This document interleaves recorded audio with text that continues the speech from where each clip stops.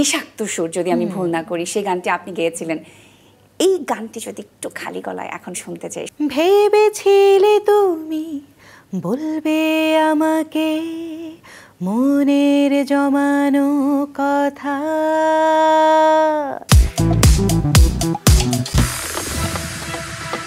এবারের পর্ব আড্ডাবাজি।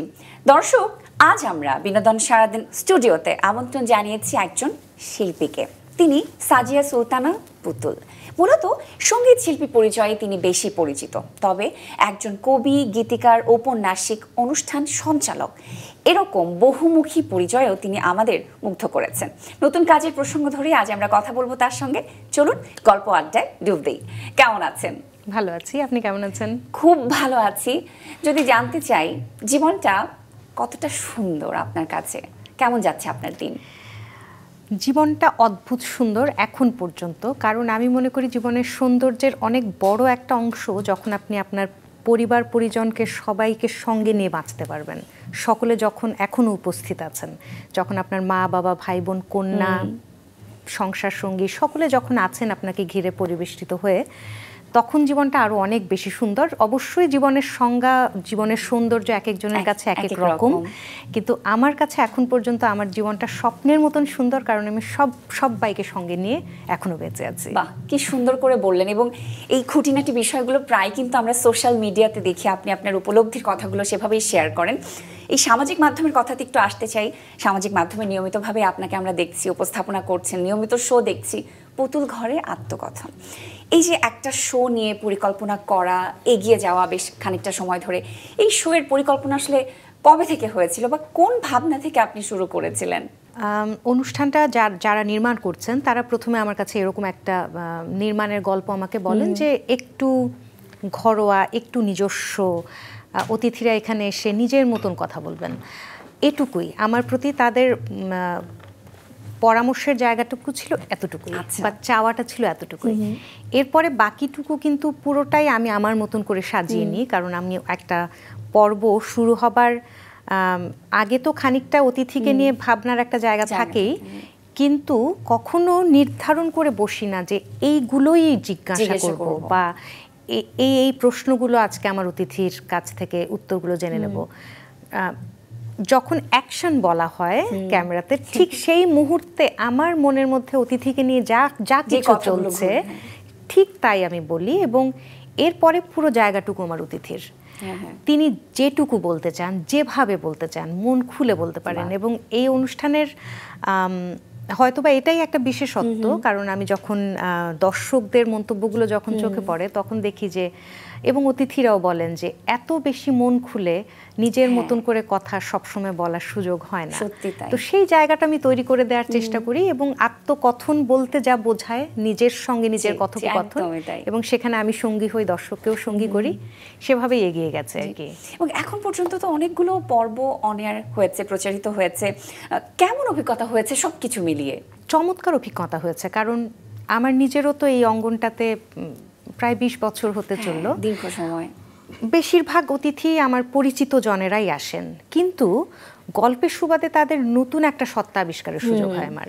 হয়তো এভাবে আমি তাকে চিন্তাই করিনি, হ্যাঁ, এবং তিনি যে এমনটা ভাবতে পারেন অথবা তার জীবনে এমন একটা ঘটনার ভিতর দিয়ে তিনি গেছেন, সেটা হয়তো আমার সেই মুহূর্তেই অতিথির মুখোমুখি বসেই জানবার সুযোগ হচ্ছে।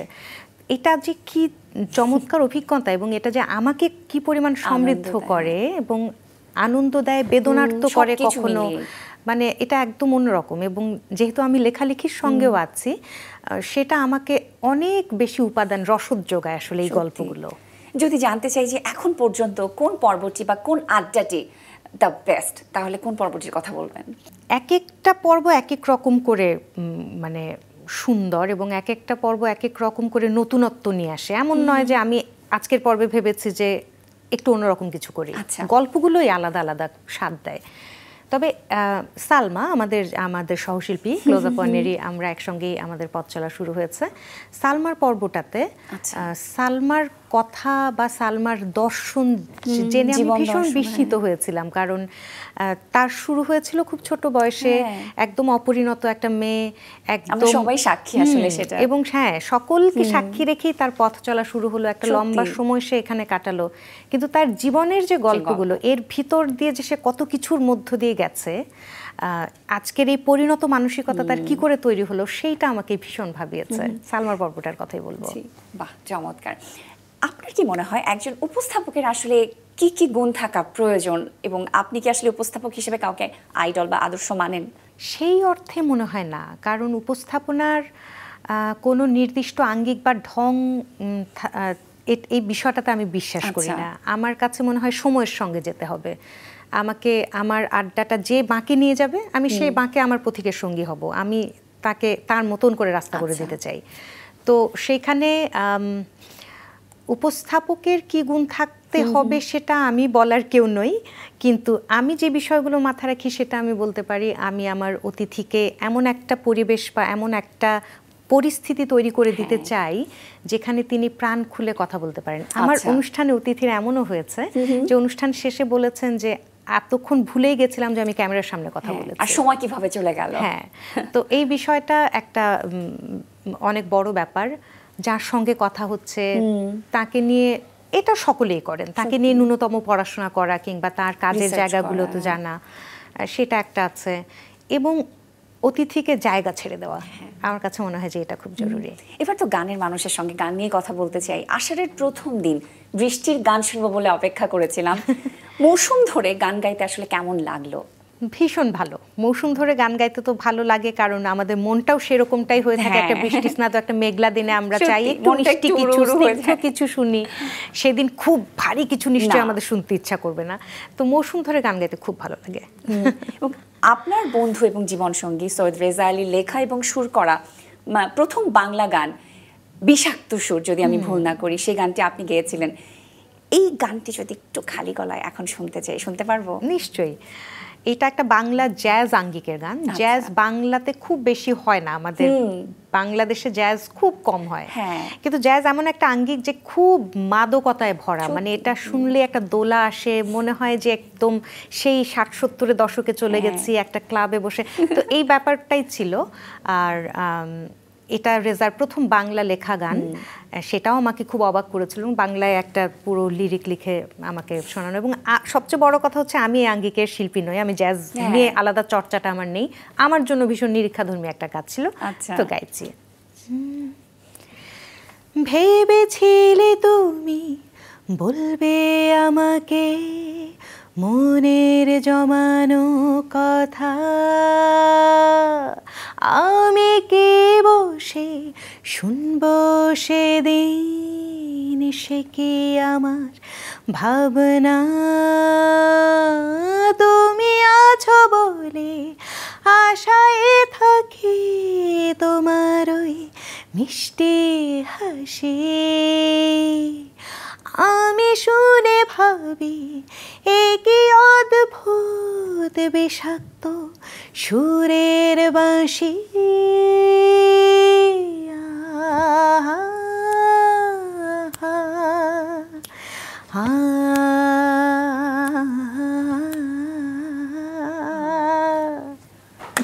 সেই মাদকতার একটু ছোঁয়া পেলাম মনে হচ্ছে, খুব স্বল্প সময়ের জন্য তাও পেলাম।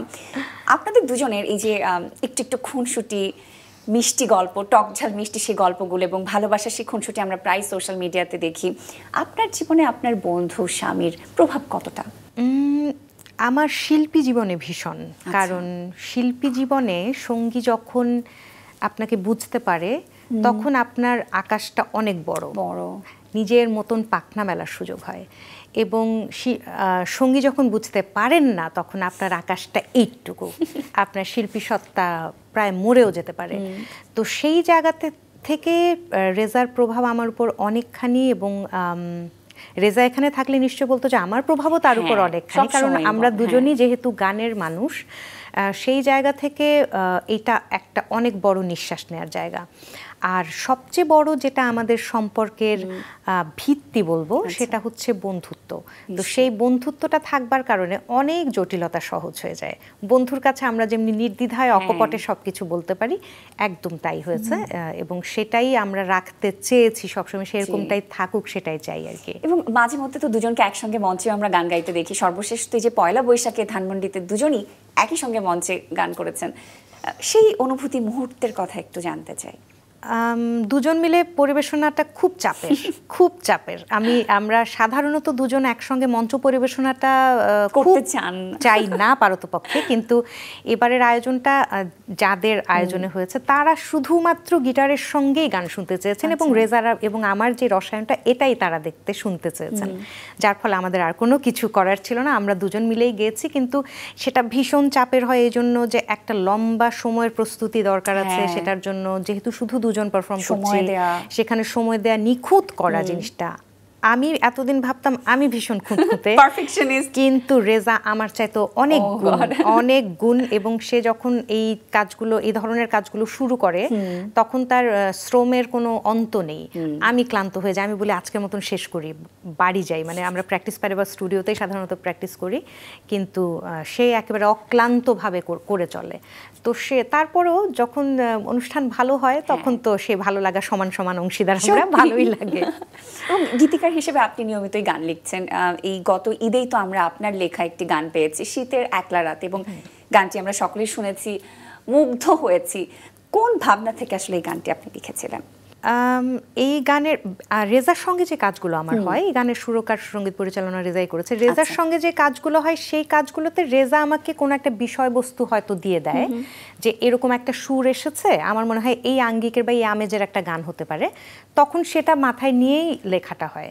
তো রেজা যখন সুরটা করে আমাকে শুনিয়েছে তখন মনে হয়েছে যে এটা খুব এরকম একটা গান হতে পারে যেখানে একাকিত্ব উপভোগ করার একটা ব্যাপার, মানে আমরা সবসময় একা মানেই বিষাদগ্রস্ত নই, বুঝি সেটা, অনেক সময় একাকিত্বটাও উপভোগ্য হয়, আনন্দ দেয়। হ্যাঁ, তো সেরকম শীতের একলা রাতে কাজ শেষে বাড়ি ফিরছে একজন মানুষ, তার হাতে একটা কফি কাপ, এবং সে আনমনে গান গাইছে সোডিয়াম লাইটের নিচে। তো সেই একটা ভাবনা থেকে খুব সহজ কথার একটা গান ছিল এটা। এবং সঙ্গীত শিল্পী ইউসুফের সঙ্গে আপনার একটি গান হয়েছে, মনে পড়ে যায়। এবং একটা বিষয় আসলে জানতে চাই যে ডুয়েট গান করার ক্ষেত্রে সহশিল্পীর সাথে এই যে সিঙ্ক করার যে বিষয়টা, সেক্ষেত্রে আপনি কি কি বিষয় মেনে চলেন বা মাথায় রাখেন? আমার কাছে যিনি গানটার প্রস্তাব নিয়ে আসছেন তিনি আমার কি কি বিষয় মাথায় রাখছেন সেটা মাথায় রাখি, কারণ এখানে দুজনই যদি স্বাচ্ছন্দ্যে গাইতে না পারে তাহলে কিন্তু একটা হারমোনিটা তৈরি হয় না সেইখানটায়, মনেই হবে জোর করে গাওয়ানো হচ্ছে, ঠিক যাচ্ছে না, কণ্ঠের ভঙ্গিটাও যাচ্ছে না, স্কেলও যাচ্ছে না, জোর করে এটা বসানো হয়েছে। ইউসুফের সঙ্গে কাজটা প্রায় 2.5 বছর আগের। হ্যাঁ, গানটা আমাকে শোনানোর পরে আমি প্রথমে বললাম যে এটা একেবারে মনে হচ্ছে আমার জন্যই তৈরি করা গান, সুতরাং আমি গাইবো। সাধারণত দ্বৈত গানের ক্ষেত্রে আমি রাজি হতে চাই না, কারণ আমাকে মাথায় রেখে গান যদি তৈরি না হয় সেখানে আমি আমার পুরোটা দিতে পারবো না। তো ইউসুফ যখন আমার কাছে গানটা নিয়ে এলো তখন এত চমৎকার একটা বৃষ্টির গান, মনেই হলো যে খুব প্রেমময়, মানে একটা দুজনের একটা রসায়ন, এবং সেটা গানেও আছে, ভিডিওটাতেও সেরকমটাই থাকতে হবে।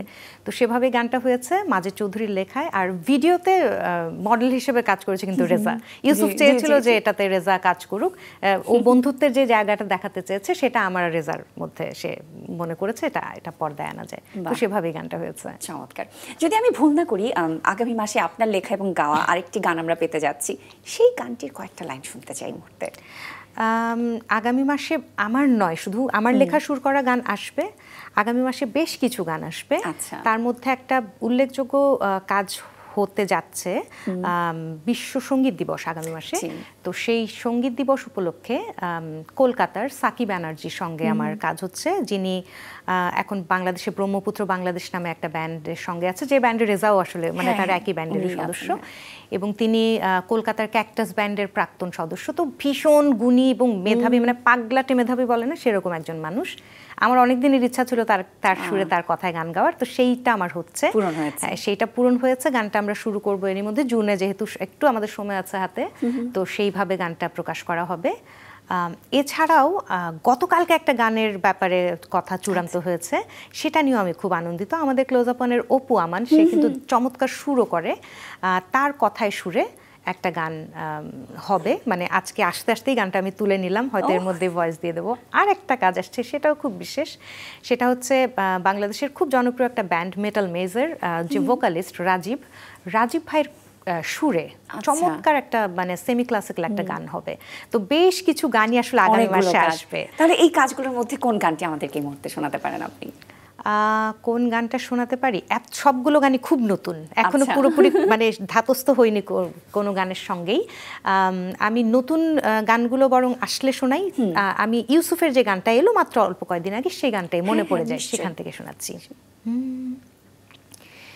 রিমঝিম রিমঝিম বৃষ্টি, আহা কি অপূর্ব সৃষ্টি, এ লগনে প্রিয় তোমায় মনে পড়ে যায়। রিমঝিম রিমঝিম বৃষ্টি, আহা কি অপূর্ব সৃষ্টি, এ লগনে প্রিয় তোমায় মনে পড়ে যায়। অপলকে দৃষ্টি, আহা কি যে মিষ্টি, লুকোচুরি এসে মনে দোলা দিয়ে যায়। অপলকে দৃষ্টি, আহা কি যে মিষ্টি, লুকোচুরি এসে মনে দোলা দিয়ে যায়।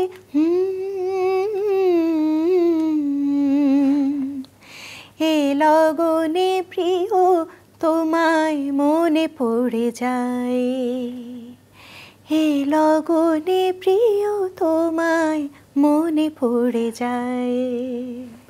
বাহ, আহা কি মিষ্টি, আহা কি মিষ্টি আমি একটু বলতে চাই।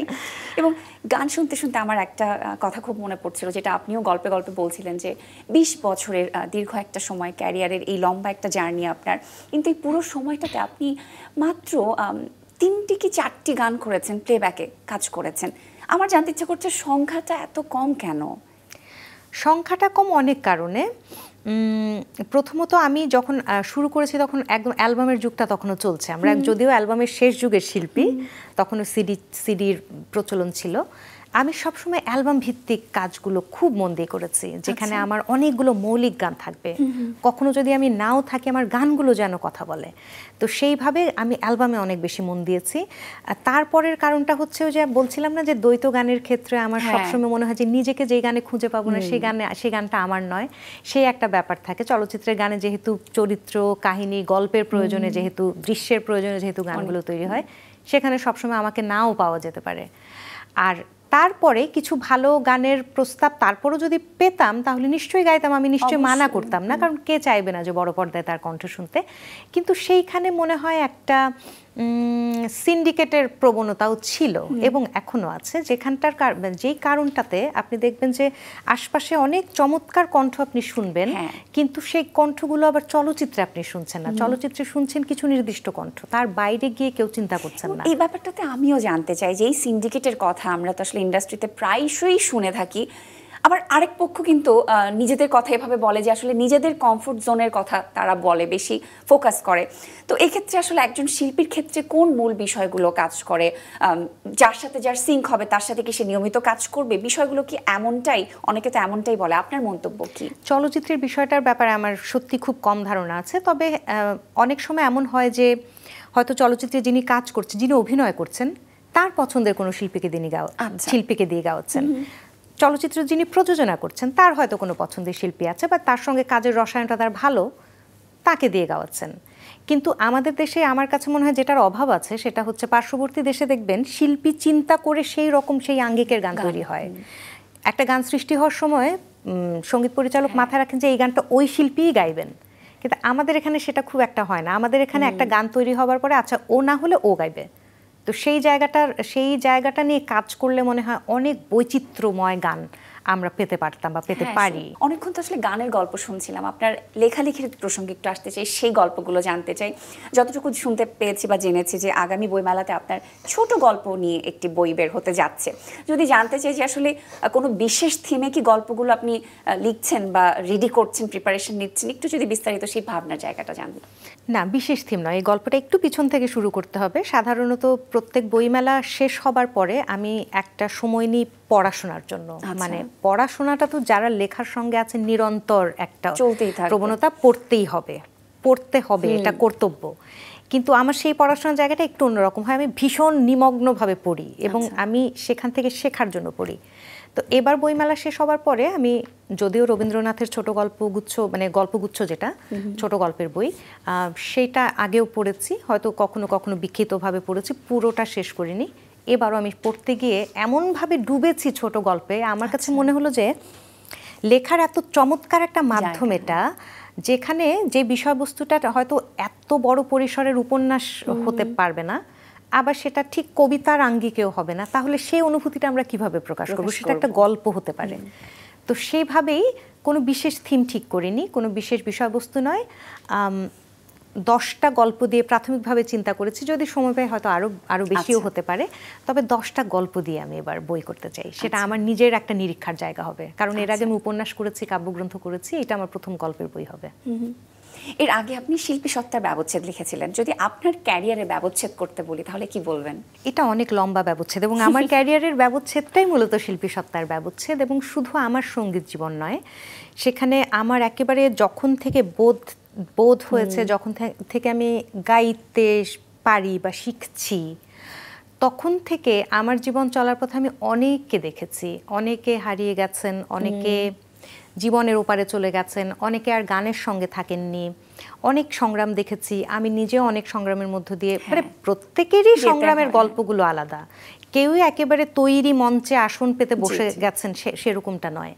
দীর্ঘদিন কাজ করতে হলে সকলেরই কষ্টের একটা অধ্যায় থাকে, বা পরিশ্রম, সবকিছু, সাধনা, ত্যাগ, সবকিছু, সমস্তটা মিলেই আমার শিল্পী সত্তার ব্যবচ্ছেদ উপন্যাসটা ছিল, এবং সেখানে ভীষণভাবে মৃত্যু ভাবনায় জড়ানো পেঁচানো একটা উপন্যাস। এটা আপনার জীবনে তো আপনার স্বামীর ভূমিকা, বন্ধুর ভূমিকা আপনি বলছিলেন, একটু যদি সন্তানের কথা জানতে চাই, সংসারের কথা জানতে চাই, সবাইকে নিয়ে, সবকিছু নিয়ে আপনি কেমন আছেন, কেমন চলছে?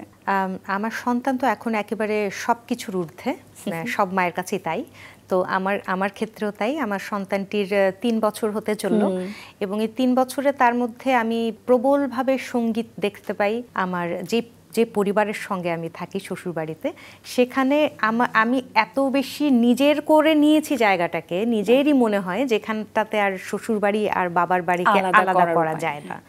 আমার শাশুড়ি মা ভীষণ প্রগতিশীল একজন মানুষ, আমার শ্বশুর বাবা ভীষণ প্রগতিশীল, এবং যেখানে আমি খুব স্বস্তিতে বাঁচতে পারি। সত্যি, এবং এই এক জীবনে আসলে চাওয়ার আর কি থাকতে পারে? আপনি এমন সুন্দরভাবেই বলছিলেন, আমি মুগ্ধ হয়ে শুনছিলাম। তবে এবার সেই ঝটপট পর্বে যেতে চাই। আমি ঝটপট কিছু প্রশ্ন করব, চটপট আপনাকে উত্তর দিতে হবে।